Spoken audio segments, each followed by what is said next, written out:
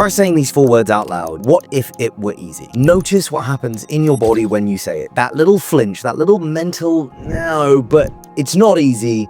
That is the performance gospel. That is the lie that you have convinced yourself of that means you will have to grind until you are dead. I'm going to show you a 2-word substitution that will rewire how you approach any goal. It sounds simple, but I promise you, it is one of the most powerful reframes that I know for dismantling the beliefs that struggle equals legitimacy. Most high performers are addicted to making things harder than they need to be because they've made difficulty equal valuable. By the end of this video, you will have a practice that you can use literally today to stop pre-programming resistance into everything that you do. Here's a question that will reveal everything about how your mind works. When you think about achieving a goal, do you automatically assume that it's going to be hard? Most people do. They say things like, building a business is hard, or losing weight is hard, or changing your habits is hard. And the moment that they say that, it's game over. They have pre-programmed their nervous system for resistance. And I realize this sounds woo-woo, this seems like bullshit, positive self-talk, I get it. The word hard isn't just a description, it is a command for your brain. It tells your body to tense up, your mind to expect struggle, and your nervous system to prepare for battle. When you label something as hard, several things happen automatically. Your body physically prepares for difficulty, your muscles tense, your breathing becomes shallow. You are literally creating the physical state of struggle before you even start. Your brain is looking for evidence that confirms the difficulty. If you believe something is hard, you will notice every obstacle, every setback, every moment of resistance. You will miss the moments when it flows easily because they don't match your expectation of the thing.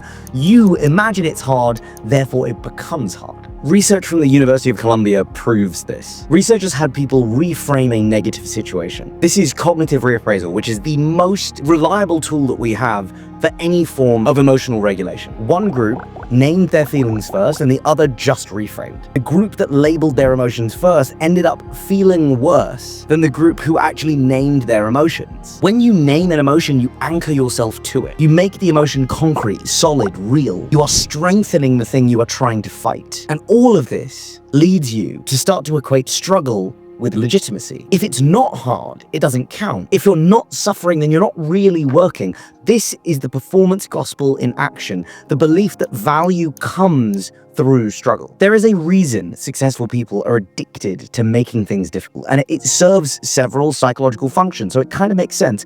Number one, it justifies the suffering. If something is supposed to be hard, then the pain that you're experiencing is evidence that you're doing it right. It's going to make you feel noble. Struggling through difficulty feels virtuous. It feeds the story that you're someone who does what other people won't, and most of all, it protects you from judgment. If you tell people something is hard and you fail, you now have an excuse for your failure. If you tell people something is easy and you fail, you look incompetent. Here's the real problem. What you aren't seeing is the word hard is creating most of the difficulty that you're experiencing. So here's the solution. Instead of saying this is hard, try asking, what if this were easy? Not this will be easy. That is positive thinking, and your brain will just reject it if it doesn't match your lived experience, right? But what if it were easy is a genuine question that opens up way more possibilities. When you ask, what if it were easy, several things happen in your brain. First, your nervous system is relaxing. You are now no longer preparing for battle. Your brain is going to start looking for the path of least resistance instead of the path of how do I struggle the most. You're going to become curious instead of resistant. And curiosity is a way more resourceful state than pure white-knuckled determination. So I had a client, let's call him Danny, who was trying to build a sales team. Every conversation that we had, bar none, he'd say hiring good salespeople is hard, and training them is hard, and managing them is hard. And guess what? It was hard. Every hire was a struggle. Every training session was like pulling teeth. Every team meeting was the most painful thing he'd ever endured. And one day I asked him, what if building a sales team were easy? What would that look like? And lo and behold, he immediately started arguing with me. But it's not easy. Good salespeople are rare. Training takes forever. People quit all the time. I said to him, look, I'm not saying that it is easy. I'm asking what it would look like if it were. And reluctantly, he starts thinking about it. Well, If it were easy, I'd probably hire people who had the skills I needed instead of trying to train them. I would probably create systems that made training faster and less intensive for me. I would probably structure compensation so people wanted to stay, and lo and behold, within 3 months, he built the team that he'd been struggling to build for 2 years prior. Same market, same resources, but a completely different approach. And the only thing that changed was the question that he was asking. And there's actual science behind why this works, excluding the Columbia study. When something is hard, you activate the anterior cingulate cortex, the part of your brain that processes pain and conflict. You are literally putting your brain into a state of resistance. But when you ask, what if it were easy? You activate the prefrontal cortex, the part of your brain that is responsible for creative problem solving and strategic thinking. You are literally shifting your brain from resistance to solution mode.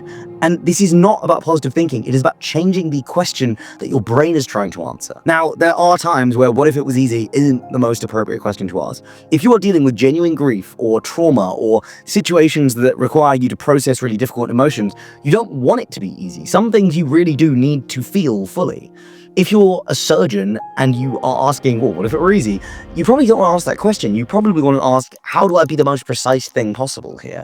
When you're having a difficult conversation with your spouse, don't ask, what if this conversation were going to be easy? Ask, what do I do if this needs to be honest?